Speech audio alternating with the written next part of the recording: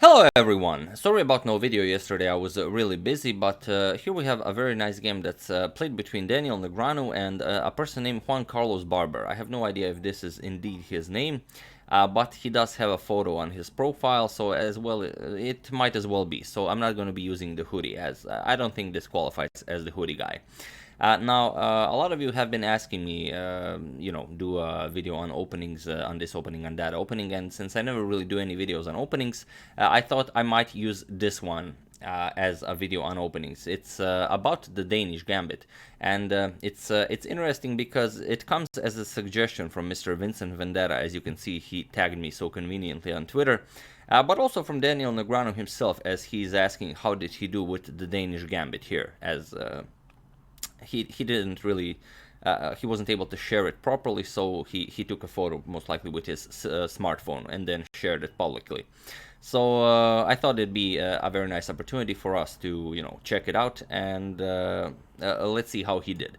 Now, Daniel is no professional chess player, but he is indeed a professional poker player. He won the World Series of Poker Bracelet 6 times, which is the highest award any poker player can achieve. That, okay, aside from money, and he holds 2 world World Poker Tour Championship titles, and he was in 2014. I read he was proclaimed as the best poker player of the decade. There is something called the Global Poker Index, which kind of ranks players. Perhaps similarly in a way that chess players are ranked by ELO. So it doesn't really strike me as a surprise, because most of my friends and acquaintances that play chess also enjoy Texas Hold'em poker really much. I enjoyed myself, so it's not really a surprise that Daniel would play poker, and I've seen a lot that he plays it a lot on Twitter. He promotes it now and then, and this is the first, and perhaps he did it before, but this is the first time I've actually seen him share a game. I will also put a link to his profile in the description below, so feel free to challenge him. So let us start with this game and see if we can analyze it. So the game, as we've already mentioned, is the Danish Gambit. We have e4, e5, d4, e captures on d4. It's the center game, and now comes c3. This is the Danish Gambit, and Mr. yoancarlosbarber accepts it. We have d captures on c3. It's an opening that dates pretty much to 1867. It was first popularized by Martin Severin From in a tournament, but it's not really used in serious tournaments nowadays, as if black defends properly, white can't really claim any advantage. But basically, you want to give up a lot of pawns early on, and then use your pieces to finish off your opponent quickly and with great style. So okay, bishop to c4, offering yet another pawn, and unlike for example, the Evans Gambit, where you don't want to grab the third pawn as well, here you can actually do it, and here it is indeed perfectly normal. So c captures on b2, and now we have bishop captures on b2. So what did white gain for his material? He has 2 monster bishops here, and black has to be very careful how he will proceed from here. Here, the move played in the game is not the greatest of moves. Here you can choose between moves like, for example, bishop to b4 check. Let's see, if bishop to b4 check, then white will play king to f1. You don't want to block, as you want to claim your advantage in development, not allowing black to trade any pieces. And after knight f6, now e5. You want to force black to keep his king in the center for as long as possible. Now comes d5. You attack white's bishop on c4. You're up in material, so we want to exchange as many pieces as possible. Bishop to b5 check. Now bishop blocks, and now comes queen to a4. This comes with an attack on the bishop here, and also black's knight on f6 is still under attack. And here black can go bishop back to e7. Giving up the knight on f6. E captures, bishop captures on d7, knight captures on d7, and now queen to a3, preventing black from castling. And also black does have to figure out what to do. For example, bishop to e7, queen g3, you're pressuring the g7 pawn, and now bishop to f6, pressuring this bishop here. So white can either decide to exchange here or repeat queen to a3 and go into a weird draw variation, or for example bishop captures, and now after queen captures, knight to c3, and white would indeed be up a piece, but still with this rook still on h1 and this knight undeveloped, black will be able to, you know, play this game.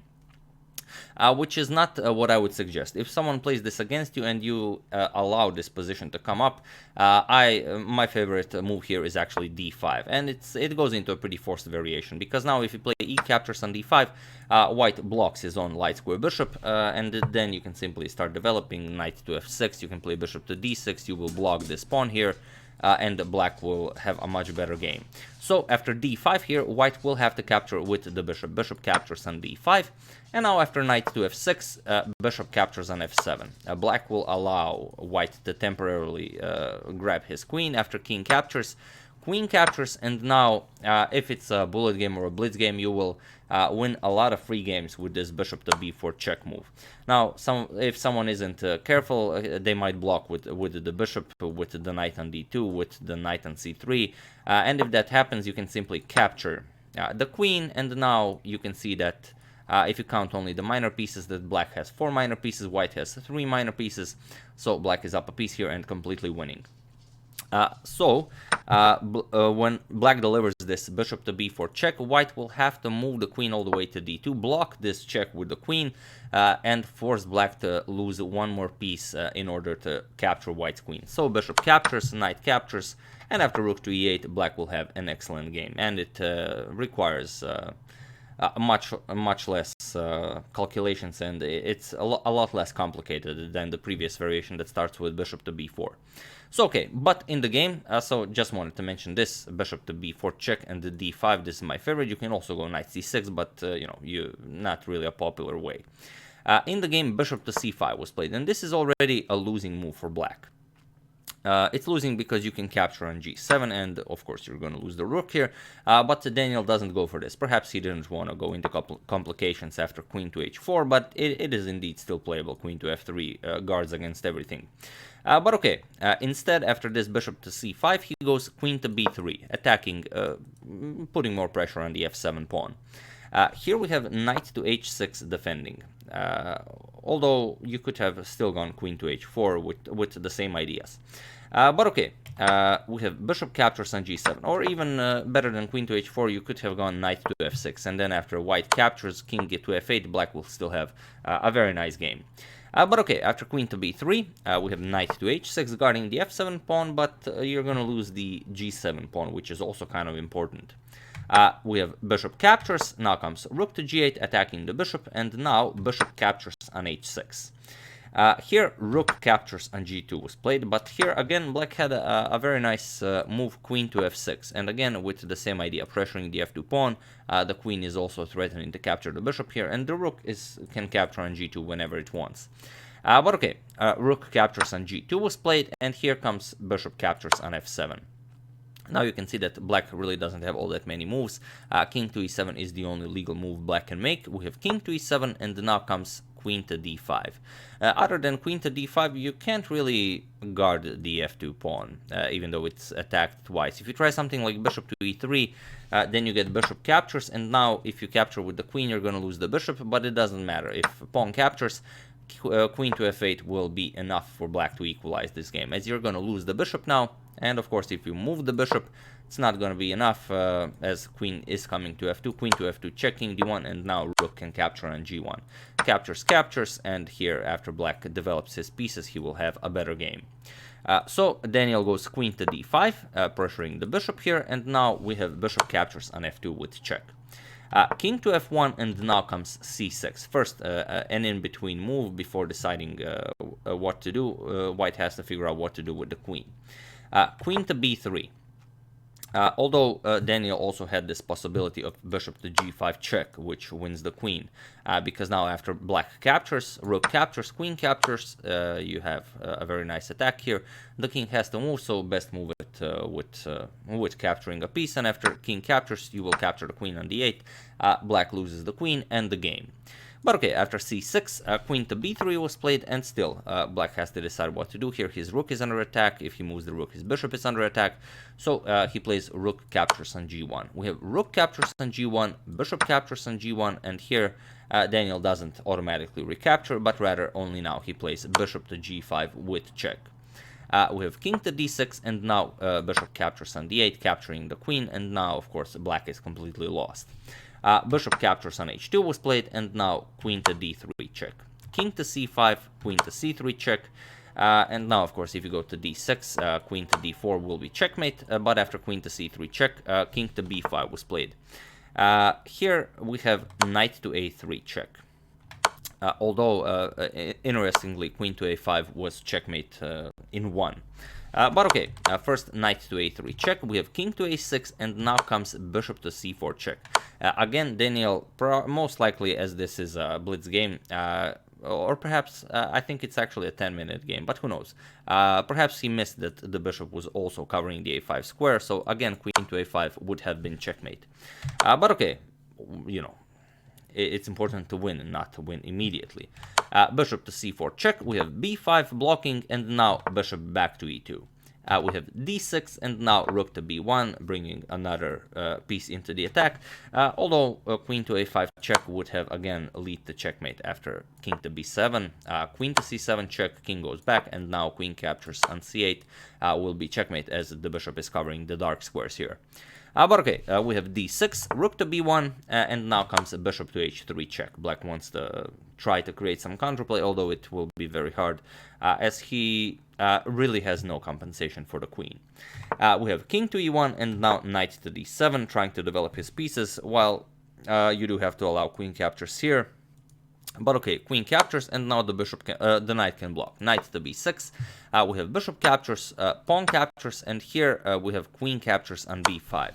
Although, as there's no way for us to know, but perhaps Daniel was just torturing the poor guy, as he again does not play mate in one, which is queen captures on a8. But okay, after a captures on b6, queen captures on b5, we have king to b7, and now queen to d5 with check. King to b8, rook captures on b6, this comes with check, king to a7, and now comes queen to b7, and this is now checkmate. So, that was a very nice game of the Danish Gambit, and it served us a very nice purpose of, you know, checking out a couple of variations from this very rarely played opening. And to answer Daniel's question, how did he do with the Danish Gambit? Well, after the initial moves, for example, c3 captures bishop to c4 captures on b2, bishop captures on bishop to c5. While bishop captures on g7 was best. Okay, queen b3, still white can play. Black missed a very nice opportunity here to equalize. Knight to h6, and after bishop captures on g7, it was pretty much a good game. Rook to g8, bishop captures, rook captures on g2, although, like we've said, queen to f6 was better here. But then after this rook captures on g2, it was from move 8 that Daniel never lost advantage in this game. So yeah, all in all, a nice showing of a lot of dangers, poisons, and you know, possibilities that are offered in the Danish Gambit. So I do hope you enjoyed that. And as this game, I also felt that we needed a nice break from all the serious games and all of the intense tournaments that have been going on so far. After this game, we are returning to our Bobby Fischer series, which I am definitely planning on ending before the start of the World Chess Championship match between Magnus Carlsen and Fabiano Caruana. Perhaps I'll also cover some of the games between Carlsen and Caruana just to get in the mood. Some of them maybe from before that I haven't already covered. And before the start of the World Chess Championship match, I will also check up on some of your suggestions like this one here. So yeah, that's the game. I do hope you enjoyed it. I would like to thank Kirk Siebert, Eli Martinez, and Michael Hildebrand for a contribution to my channel. Thank you a lot. I really appreciate it. As usual, you can check two of my previous videos here. Thank you all for watching, and hopefully I will see you soon with some more interesting content. Thank you all, and I'll see you soon.